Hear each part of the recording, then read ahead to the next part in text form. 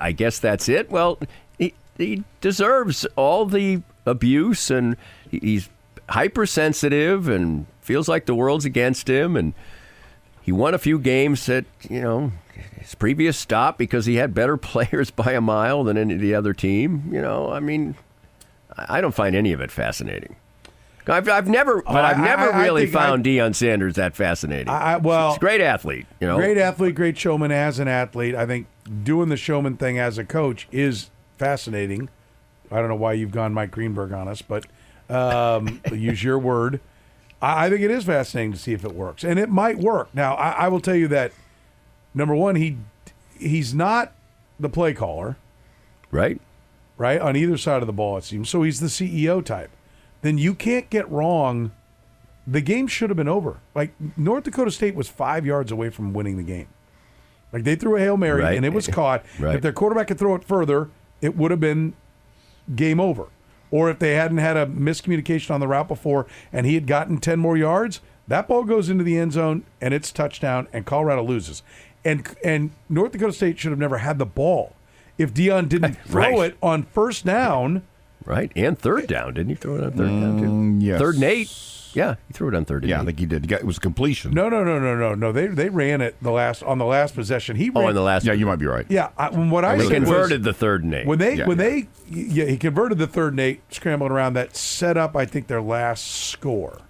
Yeah. But on the last possession, he got the ball, and I literally think I don't know if you could just take the snap and drop to a knee and clock it out, but if you'd have done the Patrick Mahomes, take the snap and back up and kind of move around and force him to get to you, then take the knee, I think he could have burned out the clock. I mean, we looked at it, how much time they lost. They lost 40 seconds, or they lost like 50 seconds per play when they ran the ball.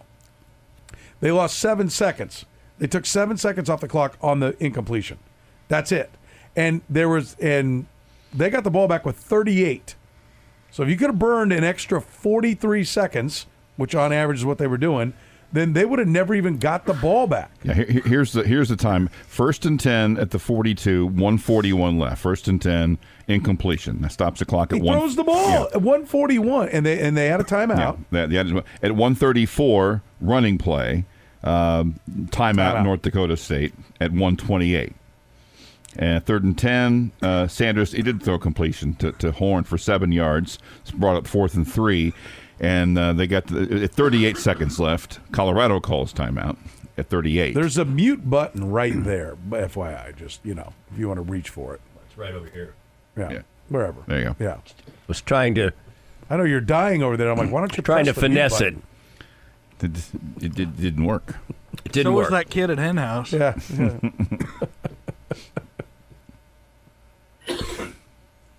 You all right? I'm fine. Got a little tickle. Anyway, anything. But it took how long? It took how much time off the clock on the one that they completed and the clock ran? See, 11. It was 49 seconds. Took 49 seconds off the clock. I mean, yeah, they called the timeout off the first one, but then the second one, there's no timeout, so it would take another 40 seconds off the clock. The game would have been over, and instead, I think he went for the cover. Yeah.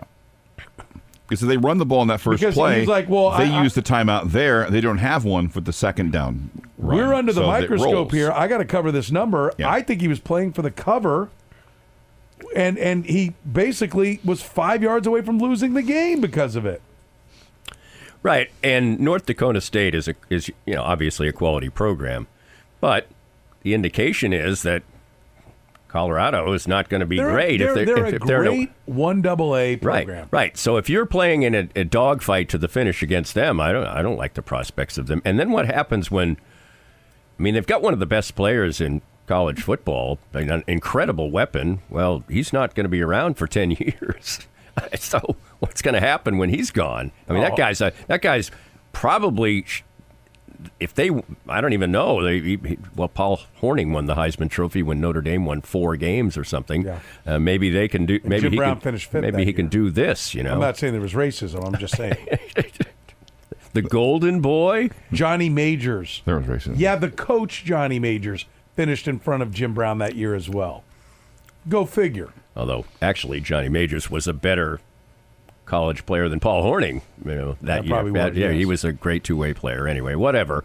But so he's got a couple of really ultimate weapons that aren't going to be around for, more than this year. And they only won a couple of games last year. Well, I had Sean Keeler on, the columnist from the Denver Post, who's banned from asking questions yesterday. And I said, how long is Deion there? He said 3 months. He thinks he's out after this year. And I can see that because when he loses his kid at quarterback, right, and his star player, I mean, did that team look any better than the one from last year? No. It didn't to me. No. The idea was to, I got these two guys. We're going to win, and that winning's going to allow me to go out and get more guys. And he didn't win. Allow me to and- parlay this into the Alabama job Right. or the Florida State job or whatever he ultimately aspires to. But I was like, they might be a little bit better this year. Like 6-6, I could see that, right? But they were showing their schedule based upon the ESPN percentage odds. They should be 3-3 after 6. And well, also they're going to get, I think, because of the whole thing, they're going to get every team's best shot. yeah, As if they were, like a great team. They just want to beat him and shut him up. no. What did Danny see out of KU and MU? We'll talk about that next. Don't forget, game day is back. College football is back. Danny and Stan, 9 a.m. tomorrow. Danny Clinkscale is always brought to you by our friends at Easton Roofing. Estimates are always free. No payments collected until you're 100% satisfied, serving the entire KC metro area, whether it's your home or your business. That includes Lawrence and Topeka. Find them online at eastonroofing.com. More of Danny's Reasonably Irreverent podcast after this. Hey Kansas City, Joe Spiker, Easton Roofing, back for another beautiful springtime in Kansas City. We are proud to announce our renewed partnership with Big Brothers Big Sisters of Kansas City. Starting in 2024, a portion of every job sold will be donated to a cause close to my heart. I was a big, and I encourage you to volunteer. And if you hire us for service on your residential or commercial roof, you'll know that a portion of the profits will go to a great cause. So call us at 913-257-5426. Easton Roofing. Integrity matters.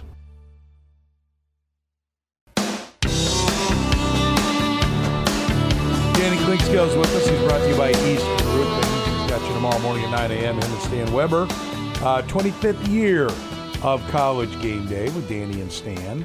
We've got a huge lineup of games. Clemson, Georgia Tech, Miami, Florida, Notre Dame, A&M. That's all on 8:10 over on ESPN Kansas City, Penn State, West Virginia at 11 a.m. Pitt State, Ferris State at 7 for you Gorillas. And then on Sunday, we've got USC and LSU. That's Sunday night at 6 p.m. Just keep it right here all weekend long on Sports Radio 810 WHB. Danny, Chiefs cuts the 53. Is it the right 53? Well, Quote Scott Pioli. obviously it wasn't the right 53 because they immediately But is it now started the going right to work. Yeah. I think it's a good 53. I think the Chiefs are well positioned with a great roster.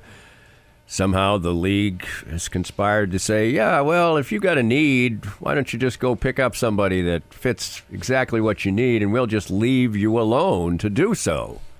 So On which player are you speaking P. of? Ryan? P. Ryan. Yeah. So, and they got a good special teams player who's a tight end who fits into what they want to do more. They made nice moves right after the roster was set. I mean, if the right 53. In my mind, I don't want to pile on, but it shouldn't include Clyde Edwards-Helaire. But that's that's just a conversation for another day. So, I mean, if you can go out and get somebody like P. Ryan, you can get somebody else that would be better than I see what you're saying. than that. Yeah. So, yes, I think in general the Chiefs are tremendously well positioned heading into this season. I expect them to be a better team and to have more easy times of it this year than they did last year. I don't know how you can, barring a rash of injuries, how there can't be just great optimism that this is going to be a fun ride Right. on the way. I mean, we know that the Chiefs are capable of winning when they're rollicking, and they're capable of winning when they sort of stumble until the finish and play a really terrible game with just a couple weeks to go before postseason play and still win the Super Bowl. So I think they're in tremendous shape. I mean, they But you know obviously a lot me, of- Captain Positive Yes. all Yeah, the time. absolutely. So I take that with a That's grain of salt. I mean, No, I think that Anthony I just Dooley. can't see any. You almost sort of, you can't see anything going wrong. It's like they on the defense. Obviously, almost everyone was back, or no outside free agents until Jerry Sneed and Charles Manu and Mike Edwards. Yeah, but like it's. They didn't approach the defense quite this way, but the offense was approached almost as if they were coming off a year in which they didn't win the Super Bowl. They needed to get back on top, and they did. But they did win the Super Bowl, so that's what the rest of the league is like. Wait a minute, that's the kind of things you do when you've had a down year. And like, we got to get back on top. Well, they did have a down year. And I know they did by their offensively. standards. How good points, they are. Down 7 points Right. a game.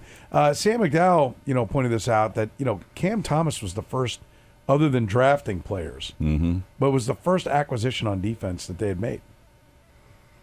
Right. They did not go out and get anybody. And usually we're used to the Mike Edwards and the, Right. even if it's not a big signing like Justin Reed or Tyrann Mathieu, there was a Mike Edwards and it was all the same guys. I mean, Deion Bush was on the practice squad last year. Even the names you're like, that guy's been back. But they were all the same guys that they brought back. But I think that's okay because the offense, one, is more important than the defense. Kudos. Like, if the Chiefs win it this year, the league is going to have to look back and be like, how did we not win in 23? Like, how did we give them 23? They were down to 21 a game, 21.7, I think, per game on offense, and we couldn't get them? Like, what the hell were we games. doing? They had to go on the road twice in the postseason. If there's going to be a fly in the ointment, I would say it's probably at the other cornerback position. That just hasn't developed during the course Well, I of think you're going camp. to take a step back defensively. It's Right. just a matter of how far back. And I do think... And I don't think it's going to be that far back. So, like, I think we can all figure out what the story is if we say they're 15-2. Now, how'd they get there? Well, we can tell you they're back to being number one in offense. Patrick Mahomes is the MVP. Xavier Worthy's going deep. Rashee Bryant. They've got plenty of weapons now, right? That makes sense. Kingsley Suamataia, who is getting the, I saw, what's his name now? We know Louis Riddick is being fed by the Chiefs when he says, watch out for this guy. He's going to be all rookie and going to be a Pro Bowler.